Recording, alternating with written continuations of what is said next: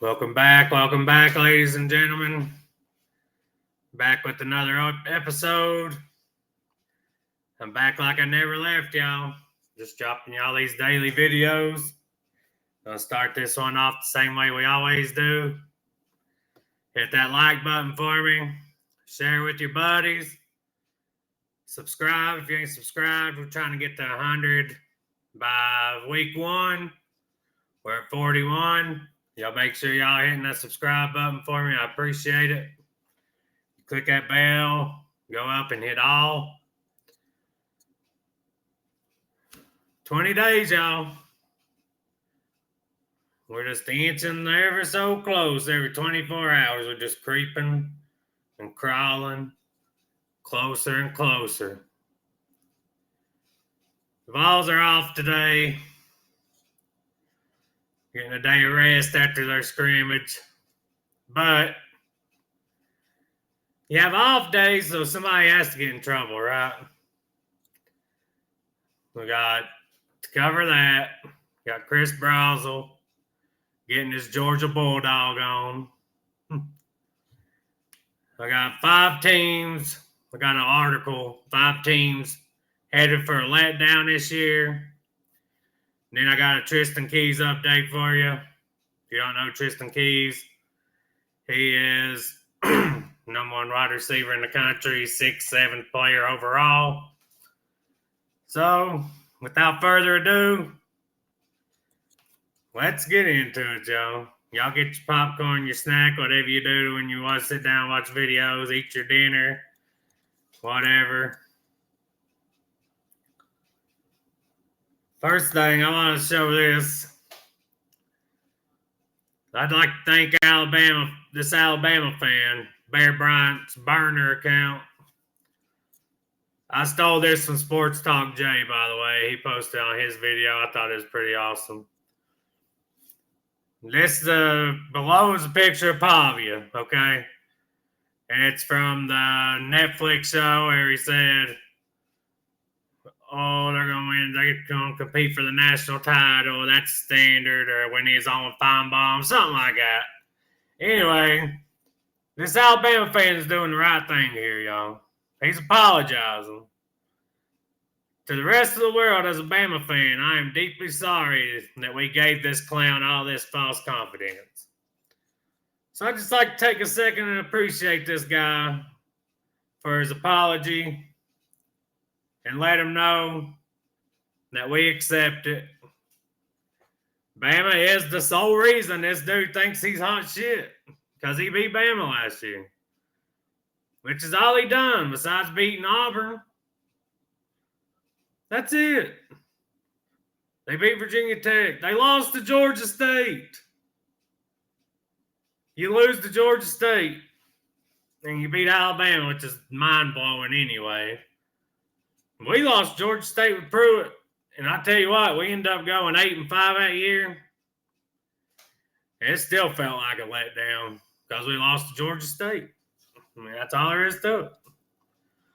So, apology not accepted, Bear Bryant's burner. You should have never gave the guy all that confidence. We spotted them 17-point lead, something like that. Then smoked their ass in the second half like we did last year. We not scored all the first half. In like 4 or 5 straight games, we didn't score a touchdown, 1 in the first half. Then against Georgia, we come out and score 17 in the first half. We're up 17-3 and let them score 28 straight on us. Last year was a weird year. We either started hot, finished slow, or we started slow, finished hot. Hopefully this year we keep the pedal to the floor all game long. Like 2022. We just come out hot and stay hot. I want to know if any of y'all can relate to this before we move on to Chris Brazzell. Can any of y'all relate to this? I promise I'll behave when I'm watching the game with your friends. This is Michael Irvin down on all fours like a damn dog.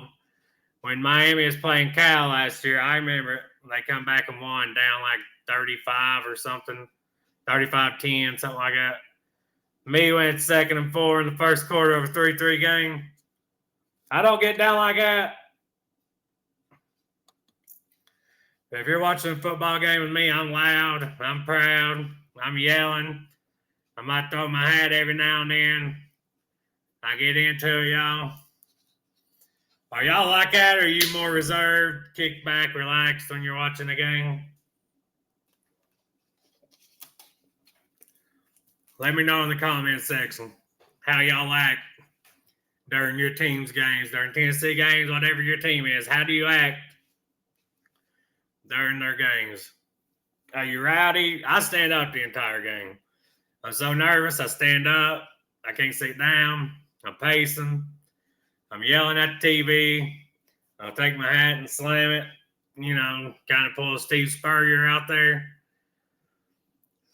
But that's just me. Some people ain't like that. So y'all let me know how y'all are. All right, that's enough bull jiving. Let's move on to Chris Brazzell. If you ain't seen it yet, Chris Brazzell got arrested for driving without license and speeding. We may be back, young. We may win it. We may be in the playoff again this year. Chris Brazzell's doing that Georgia Bulldog special out here, y'all. He's driving on a suspended license, going 60 and a 35. He's not going quite fast enough to be a Georgia player, though. Georgia players, they're going about 100 and a 35, so I wouldn't say he's quite on their level yet, but you get one day off in fall camp after a scrimmage, and you've been out with an injury, and you go do something stupid like this. Never fails to amaze me, man. It never fails to, never does. I think he's going to be fine. It could be way worse. I mean, I seen Ruby Whitehorn for a Lady Vol. She got like a domestic violence or something, domestic abuse, something like that. So speeding, driving without a license, I mean, obviously you don't want to be doing that. It's frowned upon. But he's going to get one of those behind the door slaps on the wrist, and then we'll move on. I think he'll be at practice next week. That's just kind of the lay of the land nowadays. I mean, you do something stupid, you get a little punishment. Heupel can't kick him off the team because Kirby keeps all his guys, and they have 5 to 10 off season getting in trouble for speeding down there and doing all kinds of stupid stuff. So, and honestly, under Heupel, before Heupel got here, we always had guys in trouble. Since Heupel's got here, we've really not had that many guys get in trouble. Heupel's built a good culture, brought in some good guys that are good players. So I think this will get taken care of behind the scenes, and Chris Brazzell will be fine. I just wanted to cover it. Take a little jab at Georgia there while I could. Their players are trying to get up there on par with the Bulldogs. Maybe we'll beat them this year since we're starting to act like I'm driving their cars. All right, y'all. We got 5 football teams headed for a letdown in 2025. This is not my list. I don't agree with all the teams on it. My allergies are killing me. Up first, number 5, your Tennessee Volunteers. The defense will be a killer, and the offense should be okay despite the loss of quarterback Nico to UCLA. If anything, being 18th in the preseason coaches poll was a bit low. The Vols have won 30 games over the last 3 seasons under Josh Heupel, and that's the expectation now. Get to 10 wins, go back to the playoff. Georgia, at Alabama, Oklahoma, at Florida, lose 2 of those 3, and there can't be a mistake anywhere else. It's nitpicky, but going 8-4, 9-3 without a college playoff appearance will be a wee step back. So they basically said they think we're ranked too low, but then go on to say that we're going to take a step back. We're ranked 18th. Like I said, when those polls come out, I'd have us anywhere from like 10 to 12. Also, the AP poll comes out tomorrow. It's always different than the coaches poll. I put more stock in the coaches poll because the coaches know the players. They recruited them, all that. They know more about ball than newspaper writers. I still got Tennessee going 10-2. 9-3. I wouldn't consider a letdown according to how it happened. 8-4. I'd be pretty daggone down about because I think the way we won last year, we could win again this year with our quarterbacks that we have. And I think also we still have a chance to be more explosive on offense with these quarterbacks, and the defense could be even better this year. So I'm looking at 10-2 again. I wouldn't have us on that list, but I could see why somebody does if they put a lot of stock into Nico at quarterback, which is something that college football 26 has done.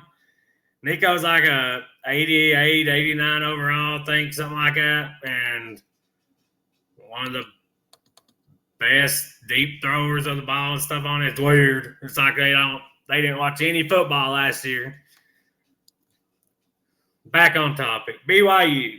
This one I agree with. They lost their quarterback because he broke the honor code. BYU, you ain't allowed to have premarital sex. Girl tried to get some money out of him, say he raped her. She ended up coming out and saying it's consensual, but even consensual sex, if you're not married at BYU, is illegal, even though that's what college kids on every campus all over the country does. That's what BYU does. You know that when you go there. So he should have abided by that. He didn't. So they lost their quarterback. The team is still solid, especially in the linebacking core. But there's a whole slew of wins over mediocre teams on last year's schedule. That team went 11-2 with the win over SMU and the blowout victory over Colorado. But 7 of the 10 regular season victories were over teams that didn't go bowling. This year's version will start at least 3-0, but the midsection of Arizona, Utah, Iowa State, Texas Tech, TCU is a potential bear. Yeah. I definitely think BYU takes a step back this year. I ain't necessarily saying the wheels will fall off, but the schedule is a lot harder than it was last year. Last year, they just beat up on bad teams. Not their fault. It's how the schedule worked out. But this year, without your star quarterback, little harder schedule. I say BYU gets 7-5, 8-4. I mean, that'd be a good season for them, I do think. You never know. Every year there's a surprise team that catches you off guard. Number 3, Arizona State. Give us a little bit of a break here. The Sun Devils were number 2 on last year's teams that was surprise list. The 2024 version got helped by a whole slew of bad teams before cranking it up late on the way to 10-2 schedule. It's the fun team to love at 11. It's the highest-ranked Big 12 team in the preseason coaches poll, with just about everyone else back, including red-hot head coach Kenny Dillingham. The schedule is just hard enough to make it more like an 8-4 season with road dates at Utah, Iowa State, Baylor, and don't laugh at Mississippi State. I agree with the Mississippi State. I mean, I agree with all those, but Mississippi State, going on the road at Mississippi State, Arizona State does have a little more talent than Mississippi State. But don't get it twisted. If Mississippi State was in the Big 12, they'd win 6-7 games probably. In the SEC, they're probably going to win 3 or 4. But if they was in the Big 12, they'd be more of a contender. So that'll be a huge game for Arizona State on how their season will go. I think they take a step back too. I do. Everybody's high on their quarterback. I'm not quite as high on him, on Sam Levitt. I think they're really going to miss Cam Scatterboo. I mean, He literally, against Texas last year, he carried them. If it wasn't for him, they would have got blown out in that game. I mean, he literally put that team on his back, and he done it a lot last year. So I agree they'd take a step back. Nothing against them. South Carolina, for a program that hasn't won 10 games in a season since 2023, this is it. This is the year Gamecock fans have been waiting for, with possible top quarterback in the 2025 draft. That's a little excessive. Lenore Sellers is good. Very talented, high ceiling. I don't know about the number one quarterback in next year's draft. But they say Arch Manning, his dad or uncle one, said that he was staying. He would be at Texas, not this year, but next year. Well, it should be a phenomenal defense. The talent is there. It's a strong team that came really close to big things, losing to LSU and Alabama by a combined 5 points. It was firmly on the bubble to get into the 12-team playoff last year, going 9-3 with a 6-game win streak, including over Clemson to close out the regular season, and at Missouri, at LSU, Oklahoma, Alabama, at Ole Miss, at Texas A&M, Clemson. This 10-2 team with an 8-4 schedule. If they go 10-2 this year, they should be a top 5 team. I mean, that at Missouri ain't that bad, but LSU, Oklahoma, Alabama, Ole Miss, A&M, Clemson, they got a rough schedule, y'all. I mean, they got a talented team. There's a reason Vegas has their win total at 7.5, over under. It's all going to depend on Lenore Sellers, y'all. Does he take that next step? If he does, they could be a 10-win team. If he don't, they'll be in that 7-5, 8-4 range. So I could definitely see them taking a step back this year. Syracuse. No one's thinking national championship or anything, even ACC title, but after 10-3 last year, under new head coach Fran Brown, and with the passing game, that should be devastating. The hope is it'll all continue. Those 3 losses were to a horrible Stanford team and a total gag, a mega turnover blowout to Pitt, and a tough 37-31 game against BC. Those were winnable. Most of the games of this year's slate aren't. This year's team is good again, but the schedule is far, far tougher. It starts against Tennessee. And once ACC play hits, they're at Clemson, at SMU, at Georgia Tech, and at Miami. Throw in a trip to Notre Dame, and yeah. Syracuse taking a step back. That article didn't mention nothing about them losing Kyle McCord, who led the NCAA in pass yards per game last year, and they lost their number 1 receiver. Got a big payday from, I want to say, Penn State in the portal. Syracuse straight up told him they can't pay that money, so he took off on them. I'm not overlooking Syracuse as a Tennessee fan. Like I said, if we beat Syracuse by 2 touchdowns or more, I can see us getting back to the playoff, building off that. If it's a close game, I could see 9-3, somewhere around there. But also, the first game, don't always determine your season. The best teams get better every week. And a lot of Heupel's teams have done that. Last year's team was kind of up or down. They started hitting their stride at the end. And they hit a buzzsaw in Ohio State that was pissed off after Michigan beat them and planted their flag, and they fought and all that crap. That's the worst thing that happened to every team in the country last year was Michigan beating Ohio State. It pissed them off, got them locked in. I was down as hell after they beat us 42-17. And then next week, they was up 35-0 on Oregon. I didn't feel quite as bad. It still sucked, but Oregon was undefeated. And Ohio State just blitzed them from freaking start of the game to the end, too. At least at halftime, we was just down 21-10. Still, we wanted to win that game. That was a bad night. Then all this shit about Nico come out, all his drama, how he threatened to sit out. Because $2.4 million is only for 12 games, not for playoffs, too. That's I ain't getting sidetracked on that, y'all. Wanted to give y'all Tristan Keys update from this article real quick. Tennessee is the team to watch closely for 5-star wide receiver Tristan Keys. We know that. We've all known that.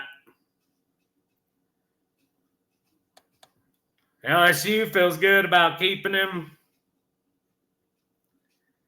It's what LSU is doing, is paying all their guys already to keep them in their class, which is crazy.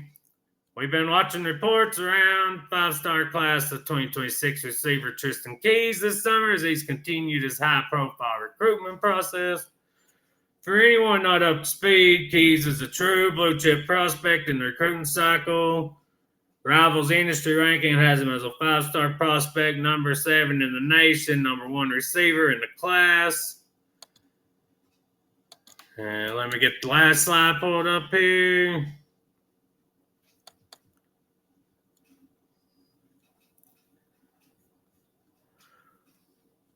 That being said, Simmons also reported the Tigers feel good about their place with Keys. Like I just said, they feel good.